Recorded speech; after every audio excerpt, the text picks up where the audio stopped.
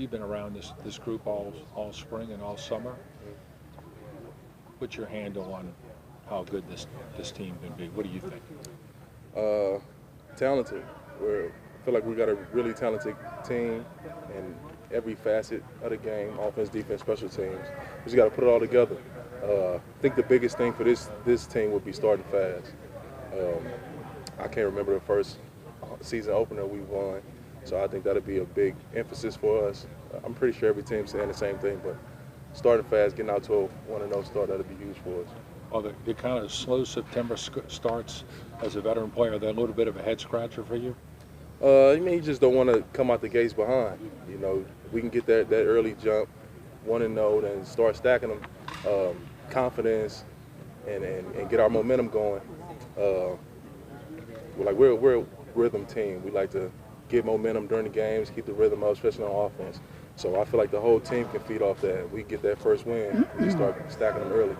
In the past, once you guys started to streak a little bit, you guys really started to streak. Exactly. So why not start week 1? When you look back at camp as you guys are kind of wrapping it up, is the talent level that you guys have, are y'all's performances a confirmation of how good you thought you would be coming into camp, or have they even exceeded those expectations? I mean, I think every team, every start of training camp is a blank sheet, and you got to put it on the film, put it on the field, regardless of how talented you are on paper. It all got to work together. Every practice progressing, and then on game day, I think from preseason 1 to preseason 3, we showed improvement. So that was huge for us. Mrs. Benson said today at the quarterback club that the things that have happened to you guys in the recent past will only serve you well in the future. Do you believe that? I believe so. I believe we have a mentally tough team. Our makeup is toughness. We've been through, a lot of the guys that's been here have been through adversity. Our head coach, he's been through, so many different obstacles. So it's just the way we're built. They look for guys that got an edge to them.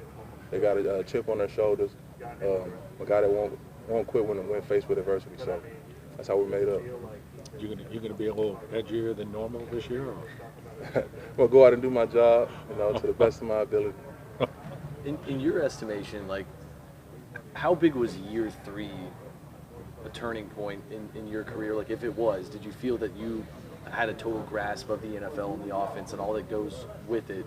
And I guess I'm kind of asking that because this class that came in 3 years ago, with Kamara and Lattimore and Ramczyk, that all helped you guys lift to a different level. Do you feel like them going into their 3rd year, now being a part of this for a few years and knowing the deal, this is going to be an opportunity for you guys to elevate it to a different level because of that? For sure. That class, those guys are, they came in impactful rookies, helped get this franchise back on the right track, and they're now stepping into leadership roles. They're more vocal than a couple years ago, and I mean, from year 3 to year 5, 6, for me, it's experience. Experience is the best teacher, and so just having that, seeing a lot of different defensive ends, defenses, day after day, play after play, I mean, it's only going to be beneficial. From a leadership standpoint, how has Alvin Kamara changed, if at all, just given the fact that he's kind of the lead guy now? Yeah, he's just more vocal. You can see him pulling the young guys and, things that you won't normally see from a 3rd-year guy. Usually you got somebody that's been in the league for a while longer, but he had Mark for a couple years, and Mark was that guy. He was that voice. And Alvin's not a real talkative guy, anyway.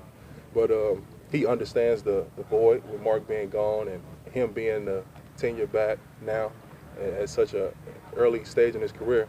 And he's embraced it. He's embraced everything since he came in. Every challenge, he's embraced it. I know probably every training camp you guys see a camp darling, as the media likes to call it, kind of come onto the scene, and sometimes they'll live up to it whenever they go into those preseason games and even into the season. But someone like Deontay Harris, played a D2 assumption.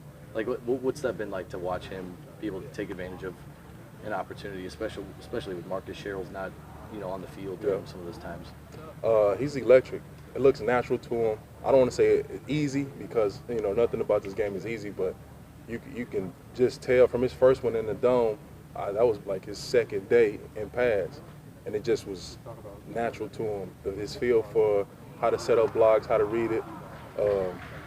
He's stronger than people give him credit for too. He's not just going through untouched. He's breaking some arm tackles and keeping his.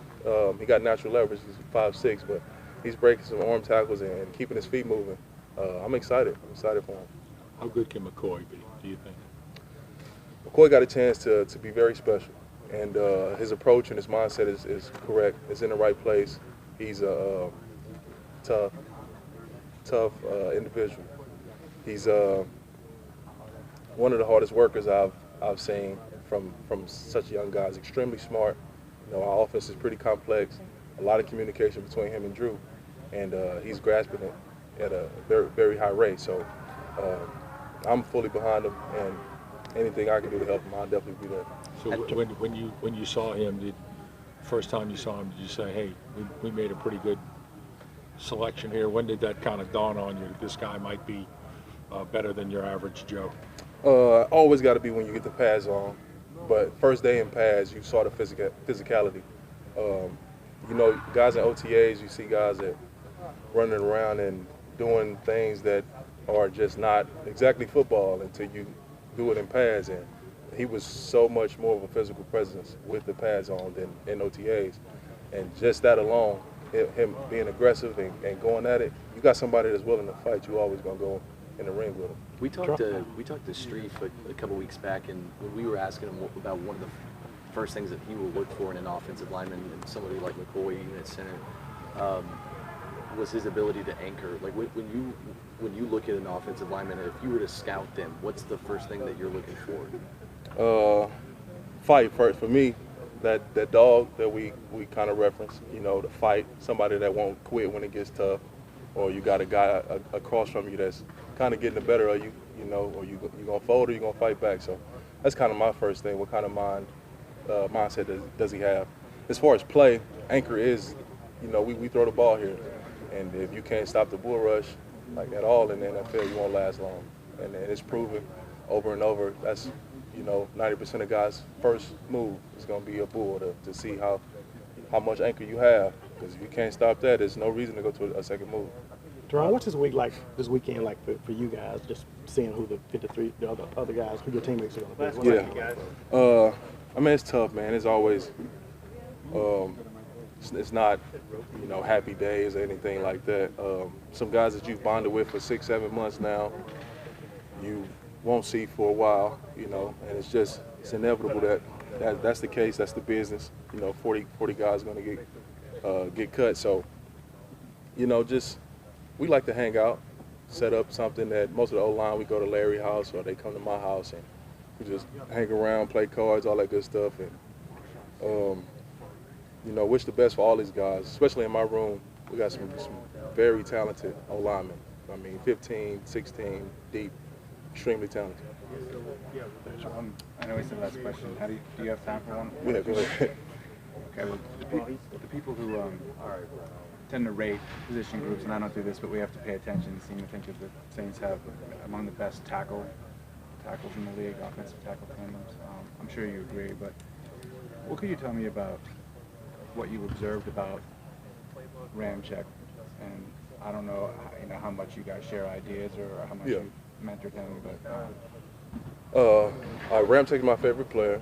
I've said that. He's a worker. He's a grinder. You never really hear him complain about anything. He goes out and does his job at an extremely high level and early too. I think offensive tackle is one of the hardest positions in football, in pro football. He's blocking the freakiest guy on the field. So for him to be able to come out and do that as a rookie, starting against Everson Griffin on the left, moving over to the right, and week after week just stacking it. All pro in his second year. I'm a huge fan of him. So I can sing his praises all day. What's his main strength, and how would you compare him to you? You guys are a little bit different, I think, stylistically. Yeah, different. A lot of similarities actually, but we have differences for sure. I think Ramczyk's ability to recover is better than anybody else in O-line play. He never gives up on the rep, and he's never out of a rep. So a play can start and he can initially get beat clean. 90% of guys, they're done. And he finds a way to hold on, and one more push, Drew get the ball off. His ability to recover is better than anybody I've seen.